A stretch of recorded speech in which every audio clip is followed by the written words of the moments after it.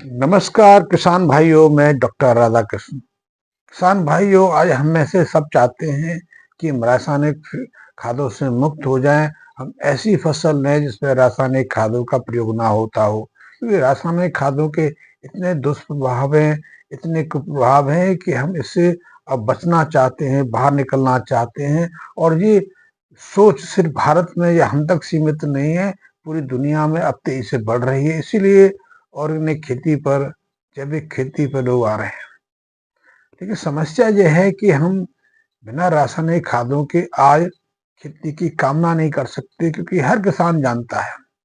कि यदि वो रासायनिक खादों का प्रयोग नहीं करेगा तो उसके खेतों में किसी तरह की फसल होगी नहीं। फसल की पैदावार एकाएक 60 से 70% गिर जाएगी। लेकिन फिर भी एक चीज जानते हैं, और यदि इसको थोड़ा ध्यानपूर्वक देखें तो हमें बात समझ आ सकती है। तो इसमें जैविक खेती की का महत्व भी पता चल जाएगा, और हम अपने खेतों से पौष्टिकता युक्त, पोषक आहार से युक्त खाद्यान्न का, साग सब्जियों का, फलों का प्रयोग भी कर पाएंगे, और अपने स्वास्थ्य की रक्षा भी कर पाएंगे, क्योंकि स्वास्थ्य रक्षा को लेकर भी बहुत तेज चिंताएं बढ़ रही हैं। तो एक ये तो हम सब जानते हैं, क्योंकि हम पुरानी अपने परिवारों में खेती करते देखते आए हैं। हम हमारे पूर्वज आज से 30-40 साल पहले बिना रासायनिक खादों की खेती करते थे, और तब पैदावार भी ठीक थी, स्वास्थ्य भी ठीक था, और हम अच्छा लंबा जीवन बिना दवाओं के, बिना चिकित्सा के जी भी लेते थे। लेकिन अब तो हम बिना दवाओं के, बिना चिकित्सा के, बिना स्वास्थ्य स्वास्थ्य मित्रों के अपने स्वास्थ्य की कामना नहीं कर पा सकते। तो मित्रों, हम सब जानते हैं कि हमारे खेतों में यदि पर्याप्त संख्या में केंचुआ हैं, पर्याप्त संख्या में माइक्रोब्स एक्टिव हैं, यद्यपि आज हमें केंचुए दिखाई नहीं देते, लेकिन हम सब जानते हैं कि जब हमारे खेतों में पर्याप्त संख्या में केंचुए होते थे और सूक्ष्म जीवाणु भी होते थे, तब मात्र हमें थोड़ी बहुत गोबर की खाद की आवश्यकता पड़ती थी, या फिर हम थोड़ा बहुत फसल अवशेष का प्रयोग अपने खेतों में करते थे। लेकिन हम अपने खेतों में इस चीज का विशेष ध्यान रखते थे, जो भी खेती लेते थे, जो भी हम अपने खेतों में बीज डालते थे, तो एक साथ 5-6 तरह की फसल लेते थे। हम मिश्रित खेती करते थे, लेकिन अब इस परंपरा को हमने छोड़ दिया है। लेकिन एक बात और हम जानते थे, जो आज हमें अध्ययनों से पता चली है। यद्यपि उस समय हमारे दिमाग में ये बात नहीं आई थी, लेकिन अब तो हर अध्ययन से बात साबित हो रही है कि हमें हमारी फसलों के लिए जितनी खाद की जरूरत पड़ती है, वास्तव में हमारी फसलें उस पूरी रासायनिक खाद का उपयोग नहीं कर पाती हैं। हमारी फसलें, चाहे अनाज हो, साग सब्जियां हो, फल हो, या फिर जंगल के पेड़ हो, इन्हें अपनी आवश्यकता का, जितना कि इनको आवश्यक है पोषक तत्वों की, या जिनका वजन है, क्योंकि सब वनस्पतियों का, सब पेड़ पौधों का वजन अलग अलग रहता है। हम यदि गेहूं की, चने की, ज्वार की, बाजरा की, मक्के की बात करें, तो इनका तो प्रति एकड़ 50-60 क्विंटल के आसपास वजन पड़ता है। पूरे पेड़ का वजन उनसे 4 गुना ज्यादा बढ़ जाता है। लेकिन यदि हम बड़े वृक्षों को देखें, चाहे उसमें आम का, अमरूद का, जामुन का, पीपल का, बरगद का देखें, तो उनका वजन तो हजारों हजारों क्विंटल से ज्यादा हो जाता है। लेकिन इन सब में एक बात सुनिश्चित है, एक बात हमें जान लेनी चाहिए कि प्रत्येक पेड़ का, चाहे वो छोटा है वो बड़ा है, उसे अपनी आवश्यकता का, जो जितनी आवश्यकता उसको पोषक तत्व की, मात्र 3 से 3.5% ही वो जमीन से लेता है। जमीन से जो हम खाद डालते हैं, उसका हमारे पौधों का, चाहे वो छोटा है या बड़ा है, फसल है, सब्जियां हैं, या आम अमरूद का पेड़ है, उसको मात्र 3-3.5% अपने वजन का मिट्टी से पोषक तत्व के रूप में चाहिए। अन्यथा वो अपनी अधिकांश जरूरतें 96 से 6.5 से 0.6 तक तो वो वायु से, वातावरण से अपनी आवश्यकता पूरी करता है, और वातावरण से, वायु से सिर्फ वो अधिकांशतः कार्बन डाइऑक्साइड सूखता है। इसी कार्बन डाइऑक्साइड का प्रयोग करके सूर्य के प्रकाश के माध्यम से वो उसको कार्बोहाइड्रेट में बदलता है, स्टार्च में बदलता है, और दूसरी जो जटिल जो कार्बोहाइड्रेट संरचना है उनमें प्रयोग करता है। इसी कार्बन डाइऑक्साइड के प्रयोग से उसके शरीर में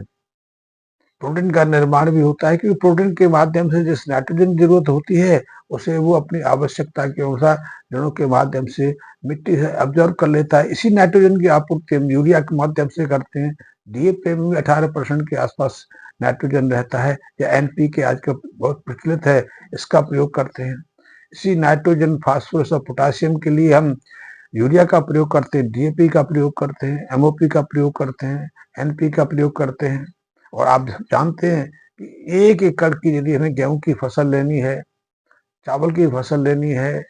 चाहे हमने बाजरा लेना है, चाहे दूसरी फसलें लेनी है, साग सब्जियां लेनी है, तो हमें 1 एकड़ गेहूं के लिए, अनाज के लिए करीब करीब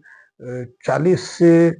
80 किलोग्राम के आसपास नाइट्रोजन की आवश्यकता पड़ती है। और 40 से 80 किलोग्राम नाइट्रोजन हमें कम से कम 2 से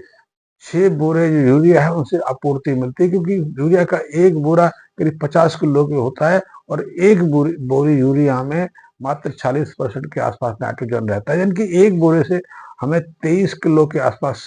नाइट्रोजन उपलब्ध होती है। इसी तरह हम यदि बात डीएपी की कर सकते हैं, एनपीके भी कर सकते हैं। तो इस नाइट्रोजन की जैसे आवश्यकता है, तो हम यूरिया का प्रयोग, सामान्यतः डीएपी का प्रयोग तो बुवाई के समय करते हैं। बुवाई के समय डीएपी के प्रयोग से नाइट्रोजन की भी आपूर्ति हो जाती है, और हमारी फसलों की जड़ों को फास्फोरस भी मिल जाता है। फिर हम नाइट्रोजन का यूरिया के रूप में पहली जो सिंचाई करते हैं उसके साथ करते हैं, तो अधिकांशतः 1 एकड़ गेहूं में या दूसरी अनाज की फसलों में हम 40 किलो के आसपास यूरिया का प्रयोग तब करते हैं। और इसी तरह दूसरी सिंचाई के समय नाइट्रोजन के रूप में हम फिर 1 से 2 1.5 बोरे के आसपास जो यूरिया है उसका प्रयोग करते हैं प्रति एकड़। लेकिन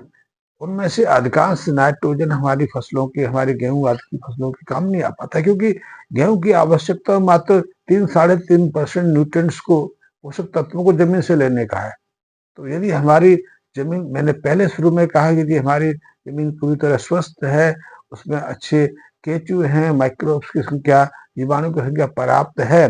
तो फिर हमें इतने अधिक नाइट्रोजन को लेने के लिए यूरिया की आवश्यकता नहीं है, ना डीएपी की जरूरत है, ना हमें एमओपी की जरूरत है, जैसे कि पहले करते थे। आज से 4 शताब्दी पहले, दशक पहले हम खेती करते थे, तो हम गोबर की खाद का प्रयोग करते थे, और गोबर की करीब करीब 4-5-10 एक जो क्विंटल खाद है, उससे हमारी नाइट्रोजन की, फास्फोरस की और पोटासियम की जरूरत पूरी हो जाती है। लेकिन यदि हम यूरिया, डीएपी, एमओपी का प्रयोग करते हैं, तो उससे सिर्फ 3 जरूरतें पूरी होती हैं। पहली यूरिया, नाइट्रोजन की, दूसरा फास्फोरस की, तीसरा पोटासियम की। लेकिन हमें तो, हमारी फसलों तो 17 तरह के 17 पोषक तत्वों की जरूरत होती है। यद्यपि 3 पोषक तत्व ऐसे हैं, जैसे कार्बन है, कार्बन डाइऑक्साइड से मिल जाता है, वो हमें हवा से मिल जाती है। हाइड्रोजन जो है, हाइड्रोजन भी बहुत महत्वपूर्ण है, तो हाइड्रोजन पानी से मिल जाता है, जमीन से देते हैं, या हवा में मॉइस्चर है उससे ले लेते हैं। और ऑक्सीजन की आपूर्ति तो भी इन्हीं चीजों से हो जाती है, यद्यपि कार्बन डाइऑक्साइड में काफी मात्रा में ऑक्सीजन रिलीज होती है, जो हमारे पेड़ पौधे, हमारी फसलें वायुमंडल में छोड़ती हैं, जिससे हम श्वास लेते हैं। तो जो 3-3.5% न्यूट्रिशन की जरूरत पड़ती है हमारे पौधों को, हमारी फसलों को, वो तो मिट्टी से ग्रहण। लेकिन एक बात यहाँ ध्यान देने की है कि हमारी फसलों को, पेड़ पौधों को जो अपने वजन का 3-3.5% जो न्यूट्रिशन है वो जमीन से लेते हैं, उसमें से आधा न्यूट्रिशन तो कार्बन के रूप में होता है। ये कार्बन जो कार्बन डाइऑक्साइड के रूप में हमारे पौधे सींचते हैं, सूखते हैं, और इसे प्रकाश संश्लेषण के रूप में कार्बोहाइड्रेट और स्टार्च आदि बदल के अपने शरीर में संचित करते हैं। तो आप अंदाज लगा सकते हो कि हमारी फसलों को, हमारे पेड़ पौधों को मात्र 1.5 से 1.25-2 ग्राम के आसपास पोषक तत्वों की जरूरत पड़ती है, खनिज तत्वों की जरूरत पड़ती है, जिसे वो जमीन से ग्रहण करते हैं। तो हम इतनी अधिक मात्रा में रासायनिक खादों का प्रयोग करते हैं, इसीलिए हमारी खेत की मिट्टी बिगड़ रही है, हमारा स्वास्थ्य बिगड़ रहा है, दूसरे प्राणियों पर प्रभाव पड़ रहा है। तो हम यदि यदि इस बात को अपने मस्तिष्क में बैठा लें और सही रूप पूर्वक सोचें, यदि मिट्टी को ठीक कर लें, मिट्टी को हम सामान्य स्तर पर ले आए, मिट्टी के अंदर केंचुए की उत्पत्ति बढ़ा दें, मिट्टी के अंदर जो सूक्ष्म जीवाणु होते थे उनकी संवर्धन कर लें, उनकी फिर संख्या बढ़ा लें, सामान्य स्तर पर ले आए, तो हम मात्र गोबर की खाद, या ज्यादा से ज्यादा गोबर का कंपोस्ट खाद, वर्मी कंपोस्ट, या फिर फसल अवशेष, या फिर इनकी जगह भी गोबर की थोड़ी बहुत खाद डाल दें, गौमूत्र का प्रयोग कर लें, या फिर हम जो मिश्रित खेती करते थे, जैसे कि गर्मी के दिनों में जब हमारे खेत खाली रहते तो उसमें ढैंचा लगा देते थे। 30-35 दिन में ढैंचा को मिट्टी की दबा देते थे, या फिर सनी में का प्रयोग करते थे, या फिर जैसे कि हम मिश्रित खेती के रूप में प्रयोग करते हैं। हम एक फसल के साथ में दूसरी फसल भी लगा देते हैं। गेहूं के साथ में कई जगह सरसों की लगाई जाती है, सरसों के गेहूं के साथ में कई बार मटर का रोपण भी कर दिया जाता है।